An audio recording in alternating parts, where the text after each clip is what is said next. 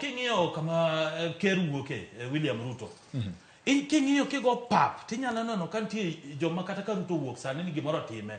Iyudo ni ng'ato nyalo wuoyo wach moro komen, ato nyalo nitie joma inyalo kwan, nitie gavana ma Bomet, nitie joma inyalo kwan. Kidhi Mount Kenya, inya wacho ni Ndini Nyoro nitie, Kimani Ichung'wa nitie, Kindiki nitie, yani nitie joka nitie joma osewuok lakini ok gipingre gi jotendgi. Nitie kama gichope to giwuok matin, lakini Nyanza waka kani neno ka nitie yawuoyi do wuok ma ni kipingo wachako gi former minister Rafael Tuju no pingo jakom matin iduongo wiye.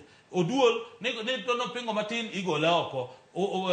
King'iyo daktari Evans Kidero ogido golo wiye odire oko. King'iyo gavana Obado oduong wiye. Koro ing'eyo ng'ama tiro jowa ma onge ng'ama sani pap onge ng'ama nyalo wacho niya niere ng'ama nyalo kawo bang' iwinjo mana kokango kwano nyaka jo wiyo wil ni jo ok jaluo to sani wano wacho gima timore Nyanza en ong'iyo diem wano kwang'iyo diem wano ong'iyo niya to ere ng'ama dwa terruok e Israel nikech kata momo wacho maber ni ka Moses nowuok to nitie ng'ama nokawo telo to koro wan wanyisogi niya giling' mos gima muoro igi niya ni koponi sani jakom odhi African Union ma koro dhi obedo chairman gima koro chandogi ni joma idhi siem gi luth onge koro demokrasi dhi bedo luo Nyanza mane gima muoro igi ni giwacho niya ni Ethiopia gi Kenya ni en distance matin obiro pod owuoyo telo te ikawo ng'ama nigi power ema dhi bedo telo iwinjo